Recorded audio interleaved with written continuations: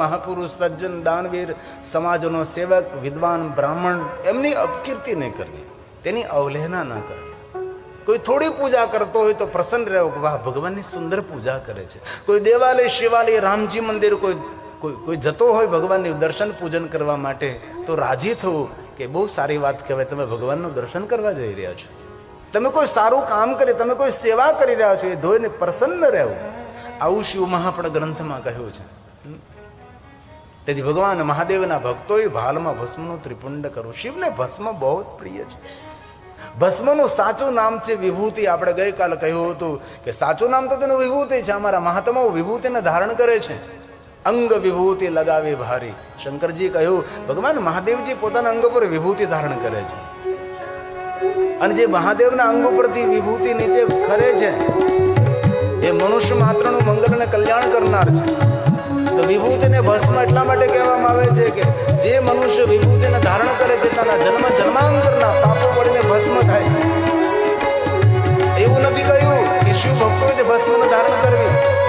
શિવ મહાપણ ગ્રંથની અંદર દરેક દેવી દેવતાઓ, ઋષિ મુનિઓ, રામ કૃષ્ણ દરેકે ભસ્મનું ત્રિપુંડ કર્યું છે. આ સુંદર એક રચના છે ભગવાન મહાદેવની.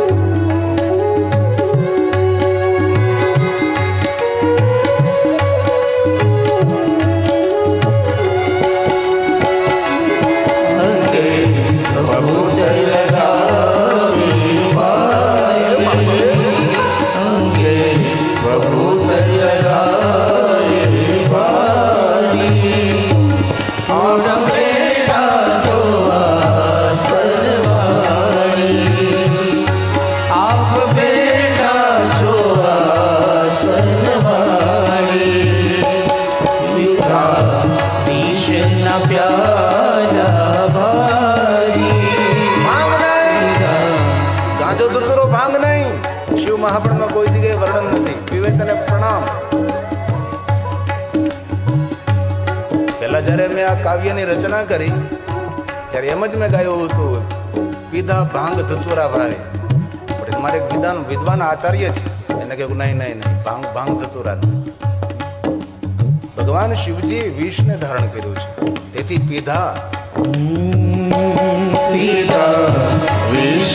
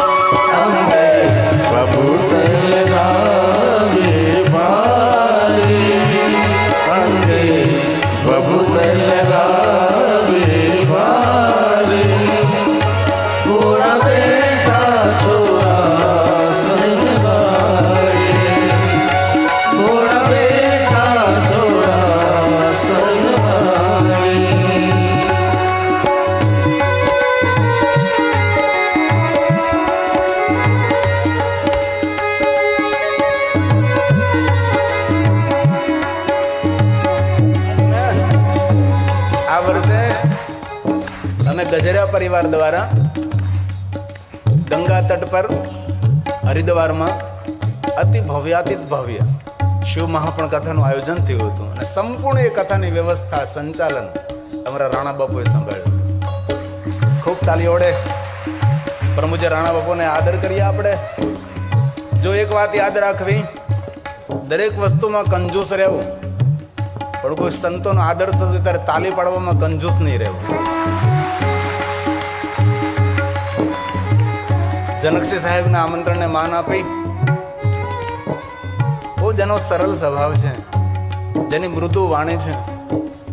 પહેલા તો મને બહુ રાણા બાપુનો કઈ પરિચય, કારણ કે નિરંતર કથામાં વ્યસ્ત રહું છું, કોઈને નજીકથી એટલો બધો મળવાનો મને અવસર નથી મળતો, કારણ કે લગાતાર નિરંતર કથા કરું છું. પણ હરિદ્વારમાં જ્યારે ગજરા પરિવાર દ્વારા કથા હતી ત્યારે રાણા બાપુની સાથે રહેવાનો અવસર પ્રાપ્ત થયો. અને જ્યારે નજીક જઈએ ત્યારે ખબર પડે તેમનો સ્વભાવ, તેમનો વ્યવહાર, એમની વાણી. તેથી ખૂબ હૃદયથી આદર કરું છું રાણા બાપુ. ખૂબ તાલી વડે પ્રણામ કરીએ. ખૂબ હૃદયથી આપનું સ્વાગત છે. આ એ ભાવ છે.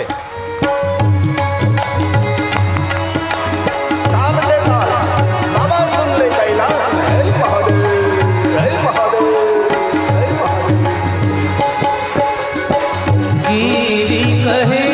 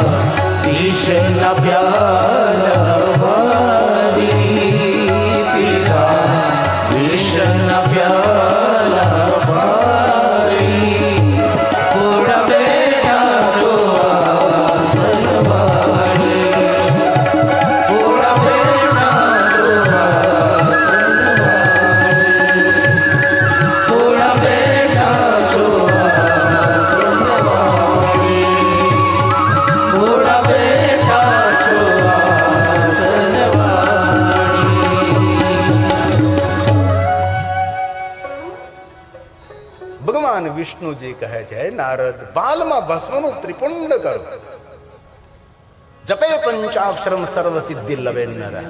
પંચાક્ષર મંત્રનો જાપ કરો નારદ, રુદ્રાક્ષને ધારણ કરો નારદ. ભગવાન વિષ્ણુજી નારદજીને શિવ ભક્તિનું માર્ગદર્શન કરે છે. અને શિવ મહાપણા ગ્રંથમાં કહ્યું કે જેના બાલમાં ભસ્મ હોય, જેના કંઠમાં રુદ્રાક્ષ હોય, જેના મુખમાં શિવનું નામ હોય, તાપ ત્રય હરમ ત્રિવેણી સદૃશમ. શિવનામ શું છે? શિવનામ સ્વયં ગંગા છે. વિભૂતિ એ સ્વયં યમુના છે. વિધિનામ પ્રોક્તા સાક્ષાત સરસ્વતીનું સ્વરૂપ રુદ્રાક્ષ છે. તેથી જેના અંગ પર ત્રિવસ્તુ હોય છે એ ત્રિવેણી સમાન છે, ત્રિવેણી સદૃશમ. સાક્ષાત ત્રિવેણી સમાન એ મનુષ્ય છે. અને કોઈ પણ મનુષ્ય આ કરી શકે છે. આમાં કઈ અઘરો વિષય નથી. આપણે અણપઢ ને ગામડામાં દેહાંત મારે, અને અરે બહુ સરળ છે. હાલતા ચાલતા, બેસતા ઉઠતા, ખાતા પીતા, ઊંઘતા જાગતા, ઘરમાં વનમાં શમશાનમાં કોઈ પણ અવસ્થાથી આસ્થાથી ભગવાન શિવને યાદ કરો, ભાગમાં ભસ્મની બિંદી કરો, રુદ્રાક્ષને ધારણ કરો. તાપત્રય હર, આદિ વ્યાધિ ઉપાધિમાંથી મુક્ત કરનારી ત્રિવસ્તુ છે. સ્વયં શિવનું નામ સાક્ષાત ગંગા છે. આ કલ્પિત વાત નથી. આ બધા શ્લોકો શિવ મહાપણા ગ્રંથના છે. શિવ સાક્ષાત ગંગા છે મહાદેવનું નામ. અને શિવ મહાપણામાં કહ્યું પણ છે ને, કોઈ પણ મનુષ્ય મહાદેવનું જ્યારે ભજન કરતો હોય અને જેના મુખમાંથી મહાદેવનું નામ જ્યારે પ્રગટ થયેલું હોય એમના મુખનું દર્શન કરીએ તો ગંગા સ્નાનનું ફળ પ્રાપ્ત થાય છે. અને આપણે સૌએ ગંગા સ્નાન કર્યું જ હોય અને દરેક માણસને એક મનની ઈચ્છા હોય કે એકવાર તો ગંગા સ્નાન કરવું જોઈએ. તેથી ભગવાન મહર્ષિ વેદવ્યાસ કહે છે શિવનામ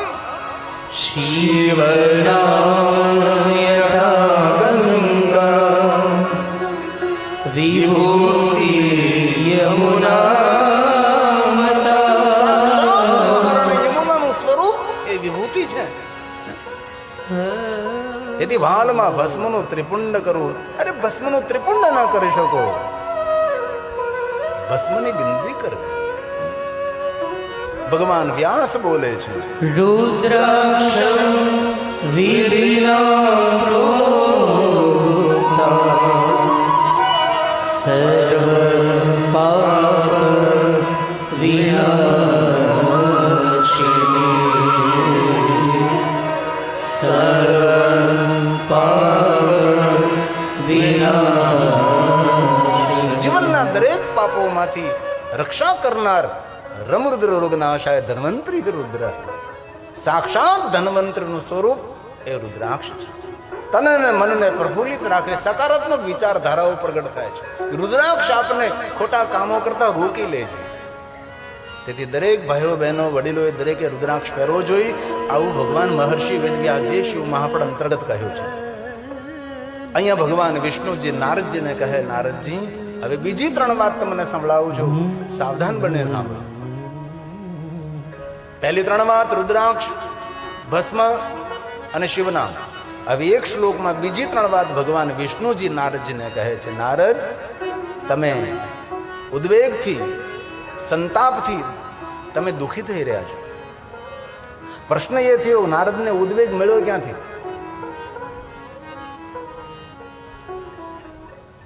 આપણે સૌ જાણીએ છીએ કે નારદજીએ ક્રોધ કર્યો હતો. ક્રોધ કરી અને નારદજીએ શ્રાપ આપ્યો હતો. અને જ્યારે આપણે બીજાને શ્રાપ આપીએ છીએ ત્યારે આપણું પુણ્ય બધું ક્ષય પામે છે. તેથી કથા સાંભળતા આપણે નિર્ણય લેવાનો છે કોઈને કોઈ દિવસ શ્રાપ નહીં આપવો.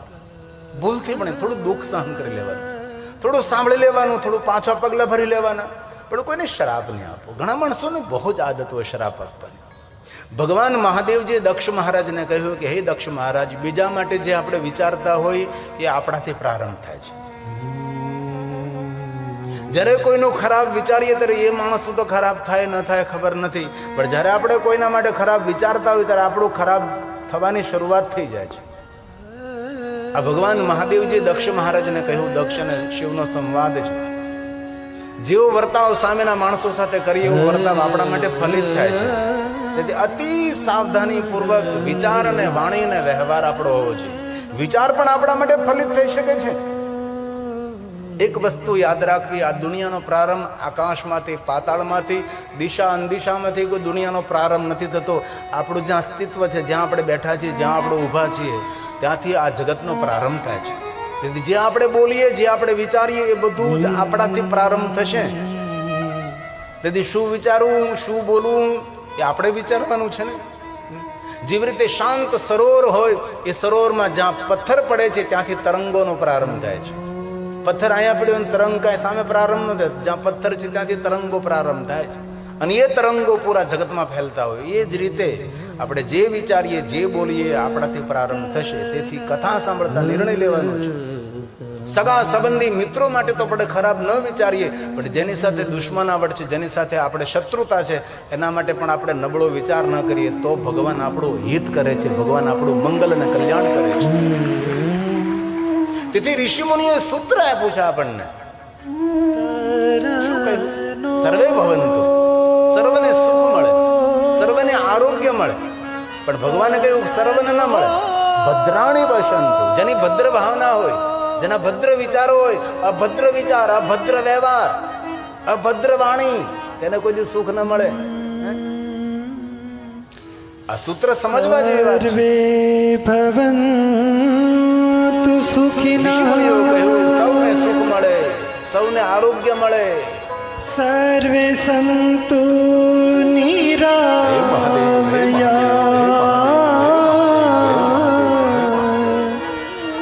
સર્વે ભદ્રાણિ પશ્યન્તુ. જેની ભદ્ર ભાવના, જેની ભદ્ર દ્રષ્ટિ હોય એમને બધું જ મળે છે. અભદ્ર ને કાંઈ ન મળે. મા કશ્ચિદ દુઃખમાપ્નુયાત. જીવનને સાર્થક કરવા માટે, જીવનને ઉન્નતિ મન બનાવવા માટે આ એક શ્રેષ્ઠ ઉપાય છે. જે આપણે વિચારીએ, જે આપણે બોલીએ, જેવો વ્યવહાર આપણને પાછો પ્રાપ્ત થવાનો છે. ઓમ નમઃ શિવાય મંત્રનો અર્થ શું છે? એ તો છે જ ને, સીધી જ વાત છે. ઓમ એટલે સમગ્ર બ્રહ્માંડ, અકાર ઉકાર મકાર સૂક્ષ્મ પ્રણવ, હે નિરાકાર બ્રહ્મ નમઃ પ્રણામ કરીએ છીએ. શિવ અને શિવાય પૂરા બ્રહ્માંડનું કલ્યાણ કરો, પૂરા બ્રહ્માંડનું કલ્યાણ કરો. હવે આપણા વિચારો પૂરું બ્રહ્માંડના કલ્યાણ કરવા માટે ના હોય તો આપણું તો પહેલું કલ્યાણ થવાનું છે. તેથી આ મંત્રની શ્રેષ્ઠતા છે, આ મંત્રની મહાનતા છે. ઓમ નમઃ શિવાય મંત્ર શ્રેષ્ઠ ક્યાં માટે, મહાન શા માટે? ભગવાન વિષ્ણુજી નારદને કહે છે, નારદ તમે શ્રાપ આપ્યો અને શ્રાપ આપવાને કારણે તમારું પુણ્ય ક્ષય થયું, અને પુણ્ય ક્ષય થયું તેથી તમારા હૃદયમાં સંતાપ અને ઉદ્વેગ અને ભય જાગ્યો છે. હવે તમારે ભય ને ઉદ્વેગમાંથી, સંતાપમાંથી છૂટવું હોય અને ક્યારેય પણ તણાવગ્રસ્ત જીવન બને ન બને, ભગવાનને પ્રાર્થના કરી. પણ હર વ્યક્તિ ક્યારે તણાવગ્રસ્ત બની શકે છે. હતાશા, નિરાશા, ઉદાસીનતા, ડિપ્રેશન, નકારાત્મક વિચારધારા ક્યારેક ક્યારેક જીવનમાં એવા પળો આવી શકે છે. કોઈ પણ વ્યક્તિના જીવનમાં, પછી ભણેલો હોય કે અભણ હોય, ક્યારેક જીવનમાં એવી પળો આવે કે સંપૂર્ણ નકારાત્મક વૃત્તિ, નકારાત્મક વિચાર, ડિપ્રેશન, હતાશા, નિરાશા, તણાવગ્રસ્ત. ત્યારે શું કરવું જોઈએ? ત્યારે એક જ માર્ગ છે. હર ગામની અંદર ભગવાન મહાદેવ વિરાજે છે. શિવાલય હતાશામાંથી દૂર કરે છે, શિવાલય નિરાશામાંથી દૂર કરે છે, શિવાલય ડિપ્રેશનમાંથી દૂર કરે છે. ભલે શિવાલય તમે કોઈ સ્તોત્ર, કોઈ મંત્ર, કોઈ સ્તોત્ર કાંઈ પણ ન કરો, ભગવાન મહાદેવે સ્વયં કહ્યું છે કે શિવાલય આવીને મને જલાભિષેક ન કરે, શિવાલય આવીને મને ચંદન ન ચડાવે, મને પુષ્પો ન ચડાવે, મને બિલોપત્ર ન ચડાવે, શિવાલય આવીને મારા કોઈ સ્તોત્ર ગાયન ન કરે, મને પ્રણામ ન કરે, મને વંદન ન કરે, મને દંડવત પ્રણામ ન કરે, મારું ભજન સ્મરણ ન કરે, પણ શિવાલય આવીને કોઈ મૌન થઈને બેસી જાય ને એ પણ મારી પૂજા છે. એ ભગવાન શિવજીનું શિવાલય છે. ધ્યાન કેન્દ્ર છે, મૌન કેન્દ્ર છે. અને કોઈ દેવું ના બોલવું કે શિવાલયે જવાથી પાપમાંથી મુક્તિ મળે જ નહીં. પાપમાંથી મુક્તિ તો ત્યારે મળી હોય જ્યારે શિવાલય જવાનો આપણે સંકલ્પ કર્યો હોય, ત્યારે એક જન્મને જન્માંતરના પાપમાંથી માણસ છૂટી જાય છે. એ શિવાલય છે. પણ શિવાલયનો મહિમા ન સમજ્યા, તેથી લોકો શિવાલય સુધી પહોંચી ન શક્યા. તેથી બહુ હૃદયથી તમને આદર સાથે કહું છું, આપનું મંગલમય જીવન બનાવવું હોય, આપણા પરિવારજનોને મંગલમય રાખવા હોય, અને આપણા સંતાનોનું મંગલ આપણે જોવું હોય તો ભગવાન શિવજીના શિવાલયે જવું. ભલે તમે રોજ ન જઈ શકો, આમ તો શિવ પ્રણમાં કહ્યું 3 વાર જવું જોઈએ. 3 વખત શિવાલયે. 3 વખત ન જઈ શકો તો કોઈ વાંધો નહીં, પણ દિવસમાં 1 વાર. અને કોઈ પણ સમયે કોઈ પણ માણસ જઈ શકે છે ભાઈ. શિવજીના માટે ક્યાં કોઈ પાબંદી છે કે સવારમાં પડદા બંધ હોય શંકરજીના?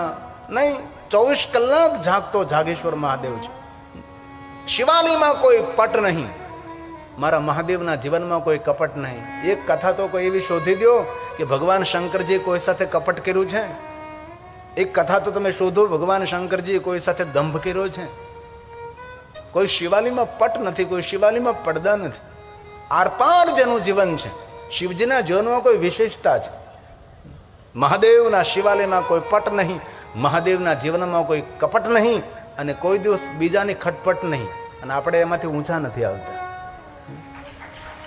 તે નાનકડી વાત જીવનમાં મોટું ફળ આપ આજથી બંધ કરીએ. શા માટે? પ્રપંચ. ભગવાન શિવનું ભજન આપણા જીવનના પ્રપંચોને હરે છે, અને આપણે પ્રપંચમાં જ પડ્યા રહીએ છીએ. કાલે પણ કહ્યું હતું, બીજાની પંચાયત, પ્રપંચ.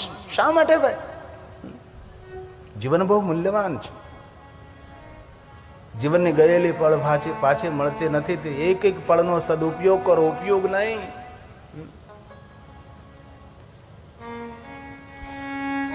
શિવાલય આપણને પુણ્ય આપે છે. શિવાલય આપણું મંગલ કરે, શિવાલય આપણું કલ્યાણ કરે છે. તેથી માણસે શિવાલય જવું જોઈએ. હા, એક એક ગામમાં શિવાલય, ભલે નાનકડું સરખું, ભલે શિવની ખોખલી દેરી હોય. ભારતનું કોઈ નગર, ભારતનું કોઈ ગામ, શહેર કોઈ શહેર એવું નથી. અરે ગૌરવથી કહીશું કે ભારતનો કોઈ તીર્થ એવું નથી કે તીર્થમાં શિવ ન હોય. અરે આપણો કોઈ સનાતનનો ગ્રંથ એવો નથી જેમાં શંકરજીનો મહિમા ન હોય. એક પુરાણ આપણો એવું નથી જેની અંદર મહાદેવનો મહિમા ન હોય. દરેક પુરાણોમાં, દરેક ધર્મશાસ્ત્રોમાં ભગવાન શિવનો મહિમા છે. એ મહાદેવ છે. તેથી ભગવાન વિષ્ણુ જે નારદને કહે છે, નારદ હવે બીજી 3 વાત ધ્યાનપૂર્વક સાંભળો, જે પુણ્ય આપનારી છે, મંગલ અને કલ્યાણ કરનારી છે. આ શ્લોક ભગવાન સ્વયં શિવ બોલ્યા છે, ભગવાન સ્વયં વિષ્ણુજી બોલ્યા છે. નારદને કહે છે, નારદ ધ્યાનપૂર્વક સાંભળો. વિષ્ણુ સ્વયં બોલે છે, હે નારદ, હે નારદ,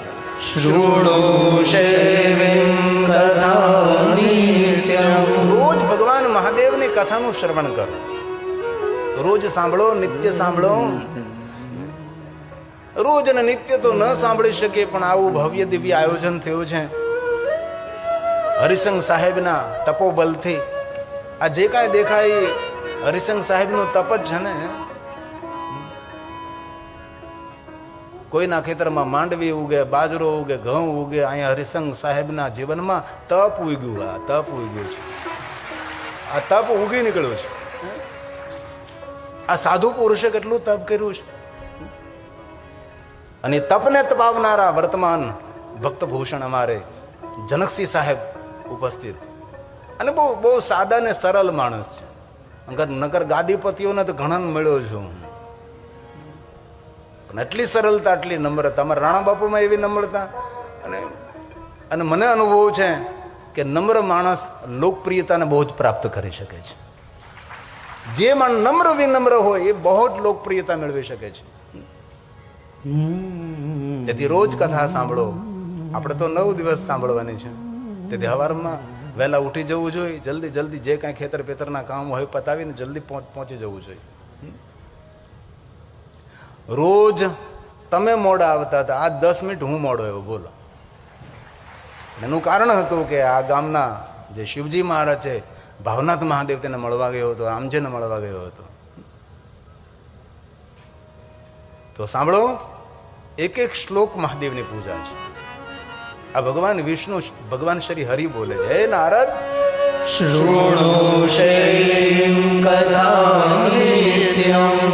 કથા સાંભળ્યા બાદ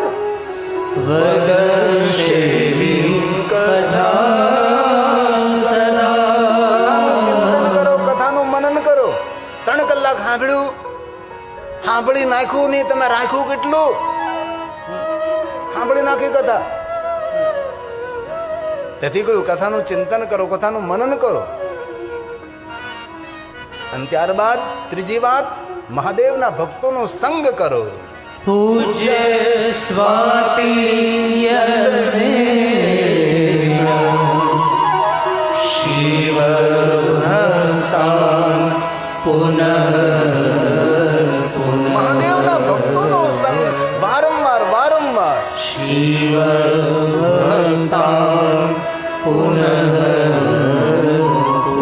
વારંવાર વારંવાર મહાદેવના ભક્તોના સંગમાં રહો, શિવ ભક્તોના સંગમાં રહો, સજ્જનોના સંગમાં રહેવું, ડાયા માણસોના સંગમાં રહેવું. જેના સંગમાં રહીએ એનો વાન ના આવે પણ હાન તો આવે છે.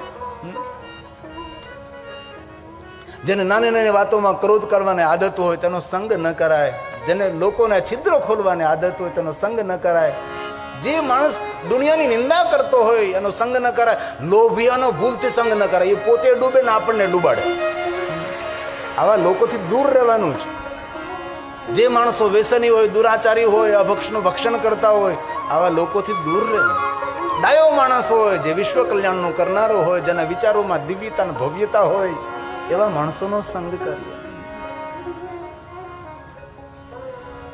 આ બધા વગાડવા લાગ્યા એટલે મારે ગાવું પડશે.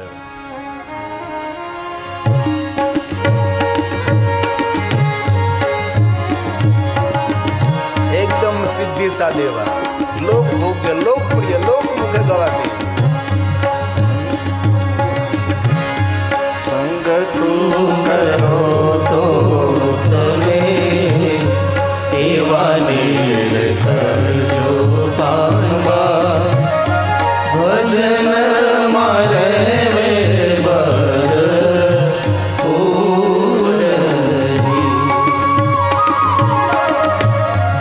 સંગ તું કરો તો તમે એવા નીર કરજો પામવા ભજન મારે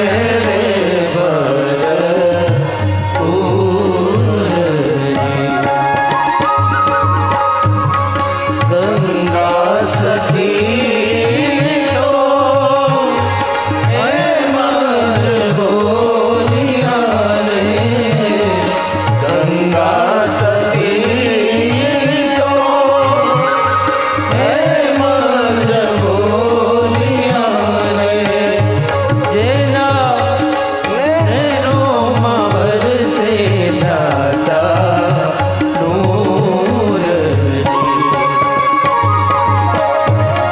સંગ તું કરો તો તમે એવા નીર કરજો પામવા ભજન મારે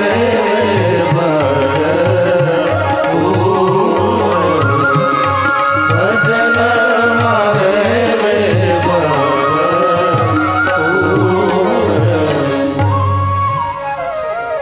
ભગવાન વિષ્ણુજી નારદજીને કહે છે ભગવાન મહાદેવના ભક્તોના સંગમાં રહેજો અને ભગવાન મહાદેવના ભક્તના સંગમાં રહીને એમની સેવા કરજો. શિવ મહાપુરાણ ગ્રંથમાં તો કહ્યું છે, પણ લિંગ પુરાણમાં વિશેષ પ્રકારે કહ્યું છે કે ભગવાન શિવની પૂજાનું જે ફળ મળે છે તેના કરતાં કોટી ગણું ફળ શિવાલયે જઈને તેમની સેવા કરવાનું મળે છે. શિવાલયમાં પૂજા કરનારા બહુ જ હોય છે, પણ સેવા કરનારા લગભગ નથી હોતા. સેવા તો પૂજારી કરતા હોય છે. ક્યારેય શિવાલય જાય તો આજુબાજુમાં આંગણું બુહારીએ, આજુબાજુમાં વૃક્ષો હોય તેને જલપાન કર. ભગવાન સ્વયં શિવે કહ્યું છે કે મને જલાભિષેક કરો હું તૃપ્ત થાઉં છું, પણ ક્યારેય કોઈ વૃક્ષને જલ અર્પણ કરે છે હું સંપૂર્ણ તૃપ્ત થઈ જાઉં છું. એ ભગવાન મહાદેવના વચનો છે. કોઈ પણ જીવને તૃપ્ત કરો એ ભગવાન શિવજીની પૂજા છે. ક્યારેક તાંબાનો જળનો લોટો ભરીને શિવાલય માદાને જલાભિષેક કરવા જતા હોય અને રસ્તામાં જતા હોય ને કોઈ પુણ્યશાળી માણસ હોય તેના આંગણે તેના નેવે પક્ષીને પાણી પીવાનું કુંડું લટકતું હોય ને જેમાં પાણી ન હોય તો મહાદેવને જલાભિષેક કરવાનો જળનો લોટો એ પક્ષીના પાણીના કુંડામાં રેડી દેવામાં આવે તો ભગવાન મહાદેવના અભિષેક કરવાનું 1000 ગણું ફળ અધિક પ્રાપ્ત થાય. આ બધી જ વાતો શિવ મહાપુરાણ ગ્રંથમાં છે. સેવાનું ફળ અધિક છે. તેથી ભગવાન વિષ્ણુએ નારદને કહ્યું કે નારદ મહાદેવના ભક્તોના સંગમાં રહી અને સેવા કરો. અને આ કથા આયોજનમાં અમરધામ આશ્રમની અંદર જનકસિંહ સાહેબ દ્વારા જે કથાનું આયોજન થયું આમાં નાનામાં નાની જે સેવા કરે છે તે ભગવાન મહાદેવની પૂજા કરે છે. એ શંકરજીની પૂજા કરવાનું ફળ મેળવી રહ્યો છે. મોટી મોટી સેવા તો સૌ સ્વીકારે, સારી સારી સેવા તો સૌ સ્વીકારે, પણ કોઈ એવી સેવા કરતા હશે જે પતરાવળી ઉપાડતા હશે, જે થાળીઓ સાફ કરતા હશે, જે જૂઠ ઉપાડતા હશે, આવી બધી સેવાઓ કરતા હશે. બાકી તો સામે સામે મોટી મોટી સેવા કરનારા માણસો સામે દેખાય, બાકી પડદાની પાછળ કામ કરનારા માણસો કઈ રીતે દેખાય છે? તે દરેકને ભગવાન શિવની પૂજાનું સેવાનું ફળ મળે છે.